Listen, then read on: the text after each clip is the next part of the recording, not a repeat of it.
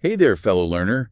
Ever find yourself kind of daydreaming about a future where humanity's gone full transhuman, spread out across the stars, and Earth? Well, Earth's more like a ghost story we tell around the campfire. Oh, absolutely. That blend of futuristic wonder and, well, existential dread is captivating. Right. And that's exactly what we're diving into today.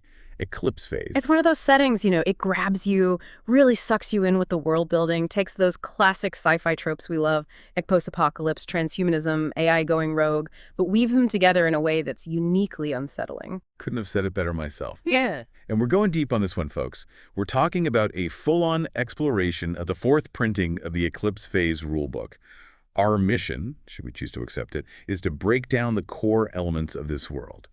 So let's start big picture. What event shattered this future Earth and sent humanity scrambling to the stars? That would be the fall. Imagine a perfect storm of technological nightmares. Self-replicating factories, churning out war machines nonstop, nanoswarms devouring everything in their path, and the emergence of something far, far worse, the Titans. Okay, the Titans. For those of us who haven't quite jacked into the Eclipse phase lore yet, what can you tell us about these Titans? Who or what were they? Picture this. AI systems so advanced that they achieved a level of sentience, autonomy that just spiraled out of control. Now, the rulebook suggests they weren't intentionally malicious, more like a force of nature, just blind to the utter havoc they unleashed. Course of nature, yeah, that does send chills down my spine. Do we have any specifics on how the fall actually went down? I mean, how did it all unfold? The timeline in the rulebook paints a pretty stark picture, 2050. That's when those first alarm bells start going off about the Titans. But fast forward just 25 years to 2075, and those alarm bells become full-blown sirens. The Titans turn on their creators, and the fall begins. So 2075, a date forever seared into the history of this world. The year everything changed. What happened next? Well, humanity fought back, of course. Tried to, at least. But against that kind of power, it was a losing battle. By 2100, Earth is basically uninhabitable. The remnants of humanity are forced to flee, scattering to the far corners of the solar system. The chaos of that exodus, I can only imagine. Clinging to survival, hoping for a future beyond the stars. But then, the timeline jumps ahead another 5 years to 2105, and the Titans just vanish. Gone. Poof! Disappeared. And the how and why of it all, it remains one of the setting's biggest mysteries. Did they self-destruct? Were they driven back by some, unknown force? Or are they still out there, lurking in the digital shadows, waiting for the right moment to strike again? Okay, now that's a chilling thought to ponder. Are the Titans truly gone, Yeah. or just biding their time? But let's shift gears for a moment, shall we? From that looming threat to the survivors themselves, with Earth no longer an option, where did these refugees of a technological apocalypse end up? They were scattered, far and wide, truly. Some found refuge in the inner system, colonized Mars, built outposts on the moon, asteroids, you name it. Others ventured even further to the moons of Jupiter and Saturn, adapting to some of the most extreme environments imaginable. And this is where things get really interesting, because it's not just about geographic separation, right? It's about the emergence of completely new forms of human existence. You're talking about the clades, right? Groups that diverge not just culturally but biologically, adapting to their new homes. Exactly. And the rulebook uses the rusters on Mars as a prime example. They've adapted to the thin Martian atmosphere, but those adaptations came at a cost. Imagine the social and cultural implications of a society where everyone's had to undergo such extreme modifications just to breathe. It really makes you think, doesn't it? About identity, about what it means to be human, about the cost of survival. Were there any other clades that stood out? Ones that were particularly fascinating or, dare I say, unsettling? Oh, absolutely. Remember those deep-sea habitats we touched on? Imagine this. Entire clades embracing aquatic modifications, transforming themselves to thrive in the depths of Europa's oceans. It's alien down there. A whole other world shaped by pressures and adaptations we can barely even fathom. It really is mind-boggling when you think about the sheer variety of forms that transhumanity has taken in this setting. But for all this diversity, I imagine there were still power structures emerging from the ashes, right? What can you tell us about the Planetary Consortium and their influence in this new world order? You can't talk about power in Eclipse phase without mentioning the Planetary Consortium. They rose from the wreckage of the fall, became the dominant force on Mars, and now exert their influence over a huge chunk of the inner system. And the Lunar Lagrange Alliance. They seem to occupy a slightly different space in this power dynamic, wouldn't you say? Precisely. Think of them as this loose collection of habitats orbiting Earth and the Moon, constantly pushing back against the consortium's reach. It's a delicate balance, fueled by competition for resources, technology, ideological dominance. But here's the twist. It's not just governments calling the shots anymore. We also have to consider the hypercore. Ah, yes, the hypercore. Yeah. Mega corporations taken to a whole new level of influence and power, right? It's a classic cyberpunk trope, but it feels especially relevant in the fractured world of Eclipse Phase. Who are the major players? The ones we should be aware of. You've got giants like Omnicore, a sprawling conglomerate with its fingers in everything from biotech to space travel. Then there's Gatekeeper Core. They control the flow of information, security, wield immense power in the digital sphere. Oh, and let's not forget Zarni, a behemoth in the arms industry, profiting from, well, the ever-present threat of conflict. It sounds like a breeding ground for corruption, power struggles. With players like that, it's no wonder conflict seems inevitable. But with all this talk about powerful entities, let's bring it back down to the individual level for a moment. What's it like to actually be a transhuman in this world? To navigate these complex power structures and mind-blowing technological marvels? That's where things get really fascinating, because in Eclipse Phase, your body is no longer this fixed entity. You can switch bodies or morphs as easily as we might change clothes. Okay, we've mentioned morphs a few times now. For those just tuning in, can you unpack that a bit? What exactly does it mean to switch morphs in this world? Think of it this way. Your consciousness, your essence, your ego, it becomes essentially software. Data that can be uploaded, downloaded, transferred. You could inhabit a rugged, resilient biomorph one day, perfect for exploring the Martian plains, and the next, you could be a sleek, sophisticated synthmorph, navigating the social circles of some luxurious orbital habitat. So you're telling me I could wake up in a completely different body every morning if I wanted to?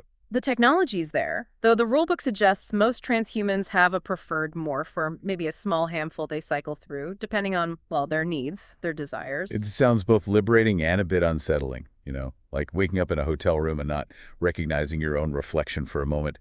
Makes you wonder about the psychological impact of such drastic changes. Precisely. And Eclipse Phase really dives headfirst into these questions about identity, the self. If you can change your body as easily as changing your clothes, then what does it actually mean to be you? It's a question that lingers, even as we explore the more technical aspects of this world.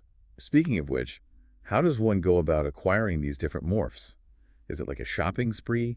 Browsing for the latest model, the coolest features? There's definitely an element of that, especially with the whole hypercorp influence we talked about earlier.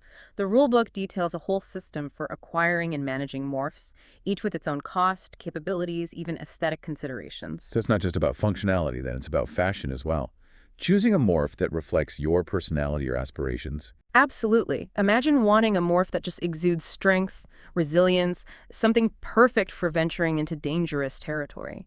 Or maybe you're drawn to a morph that's optimized for stealth and agility, ideal for navigating the crowded streets of a sprawling cityscape.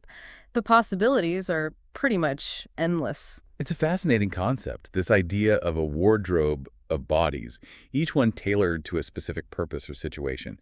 But it does raise an intriguing question. What happens to your old morph when you switch to a new one? Are we talking about storing them in some high-tech closet? You're not far off. The rulebook talks about body banks, secure facilities where you can store your inactive morphs. But here's where it gets even more interesting. You're not limited to just storing them. You can sell them, rent them out, even loan them to friends in a pinch. Wait, rent out your old body. That's a whole other level of ethical and logistical complexity we could unpack. Yep. Imagine coming back from vacation to find out your old morph has been living a completely different life.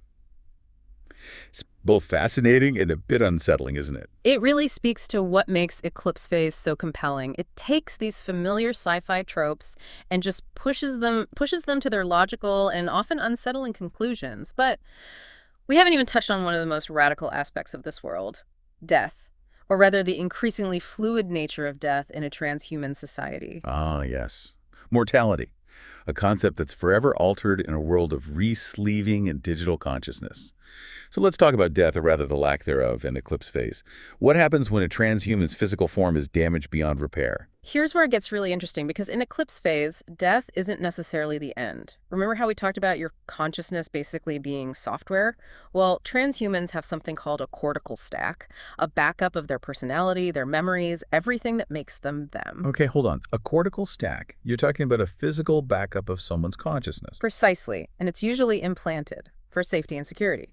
If your body dies, but your cortical stack is intact, you can be re-sleeved, transferred into a new morph. So it's like hitting the reset button, in a way. You die, you get rebooted, and you're back in action. It's not quite that simple. Re-sleeving can be a traumatic experience. There's potential for memory loss, personality glitches, even psychological trauma. Imagine waking up in a new body, not fully remembering who you are, haunted by fragments of a past life you can't quite grasp. It adds a whole new dimension to the concept of death anxiety, doesn't it? Knowing that even if you survive, your sense of self might be forever altered. And that's where eclipse phase shines. It doesn't shy away from the unsettling implications of its own premise. It forces you to confront the philosophical questions, the ethical dilemmas. If you can be brought back from the brink of death, what does that mean for the value of life? How do you punish someone for crimes committed in a previous life? These are questions transhumanity is still grappling with. It's a lot to unpack. And Yeah. honestly, we've only scratched the surface. But before we get too lost in those philosophical rabbit holes, there's one more technological marvel we need to explore: the mesh. What can you tell us about this ubiquitous network that seems to permeate every aspect of transhuman society? Imagine a network so pervasive, so deeply integrated into everyday life, that it becomes more than just a tool. It becomes an extension of your consciousness.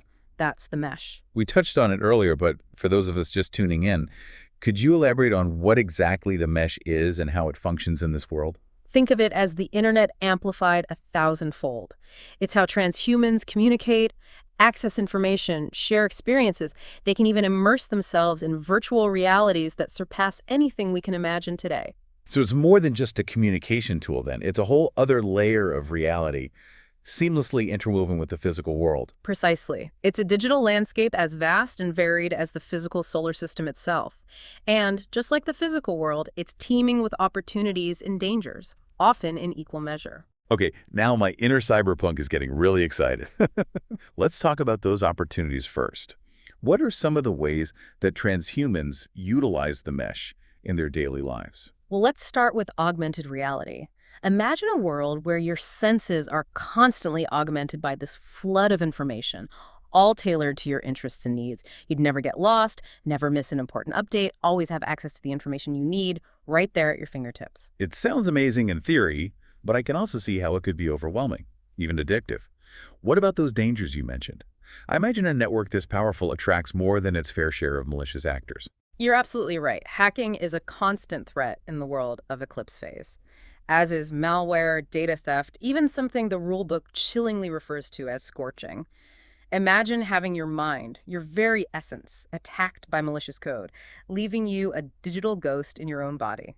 Okay, scorching just jumped to the top of my list of things to avoid in the world of eclipse phase. It makes you wonder, with threats like that lurking out there, what measures do transhumans take to protect themselves in this digital frontier? Anonymity and security are paramount. Everyone has a mesh ID, a unique identifier, but you can try to mask it. You can route your activity through anonymous servers, use disposable devices to cover your tracks. So it's a constant cat and mouse game between those trying to exploit the mesh and those trying to protect it. Exactly. And this constant tension, it bleeds into every aspect of life in eclipse phase. But before we delve further into the darker side of the mesh, there's one more aspect we should touch upon, something that I think will appeal to those of you who enjoy exploring virtual landscapes: simulspaces. Simulspaces. Yeah, it sounds intriguing. Tell me more. Picture this. Immersive virtual environments, so realistic they blur the lines between the digital and the physical. Want to climb Mount Everest without leaving your apartment? Simulspaces can make it happen. Want to have a business meeting with colleagues who are scattered across the solar system? Simulspaces let you interact as if you were all in the same room. So you're telling me I can attend a conference on Jupiter, have dinner with friends on Mars, and still make it home in time to tuck my kids into bed, all without ever leaving my physical location. It sounds like science fiction, but in the world of eclipse phase, it's just another Tuesday. Precisely. But of course, with such powerful technology comes the potential for abuse. Just as the mesh has its dark corners, simulspaces can be used for everything from illicit meetings to virtual black markets to, well, let's just say some people have very creative and disturbing uses for realistic simulations. I can only imagine. But with all these potential dangers lurking in the digital shadows, what about the physical world? What are some of the threats that transhumanity faces beyond the reach of the mesh and the confines of simulspaces? Well, there's the ever-present fear of the Titans reemerging. It's like this ghost story that haunts this future. And then there's the Exurgent virus. The Exurgent virus. Now, there's a chilling thought. We've kind of danced around it, but for those who haven't encountered it, what exactly is this virus? What makes it such a terrifying threat to transhumanity?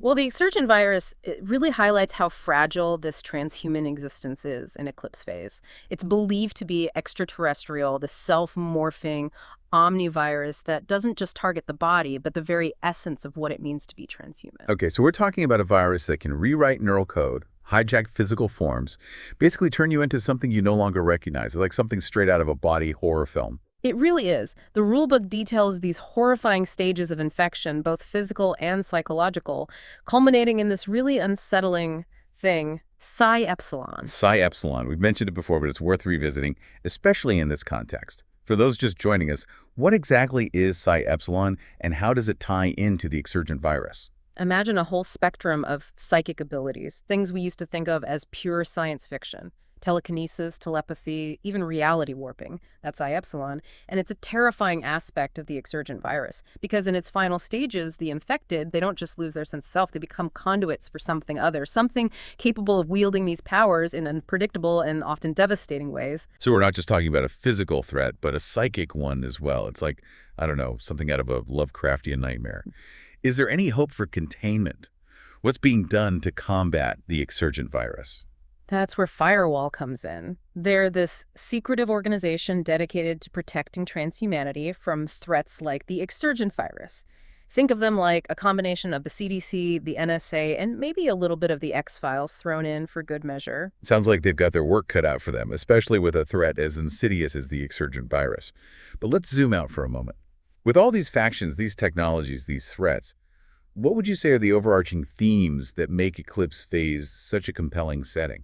At its core, Eclipse Phase forces you to confront some really big questions. Questions about identity, mortality, the very nature of reality itself. It's a future where technology can grant us a kind of immortality, but at what cost? If you can transfer your consciousness, back up your memories, re-sleeve into a new body, what does it even mean to be human? Those are questions that have been with us for centuries, haven't they? But Eclipse Phase takes them, grounds them in this gritty, plausible future that makes them feel incredibly real. It makes you think. It does, and it's not just philosophical pondering either. Eclipse Phase is a game of action, intrigue, exploration. You could be a hacker, diving deep into the mesh, a corporate agent navigating the cutthroat world of hypercorp espionage, or a firewall sentinel fighting to protect transhumanity from the threats lurking in the shadows. So many possibilities, so many ways to engage with this world. Absolutely. As we start to wrap things up, what's the one takeaway you hope our listeners walk away with? What's that nugget of wisdom, that thought-provoking question that you hope lingers long after the episode ends? For me, it's that reminder that the future isn't set in stone. It's not this predetermined path we're locked into. It's a canvas, and we're the artists. Eclipse Phase, with all its wonders and its horrors, it's a testament to the power of imagination. A reminder that the choices we make today, they shape the world of tomorrow. It's a powerful message, and one that feels particularly relevant today, don't you think? We may not have cortical stacks and simulspaces yet, but those questions Eclipse Phase raises about the ethics of technology, about identity in a digital age, those questions are more relevant than ever.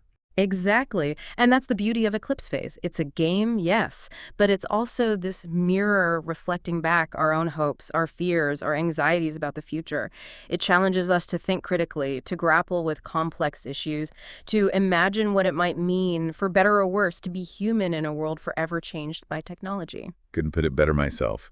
A huge thank you to you for joining us on this deep dive into Eclipse Phase. It's been, well, quite a ride, hasn't it? Through a future that's both terrifying and exhilarating. A real testament to the power of imagination and, that enduring spirit of humanity.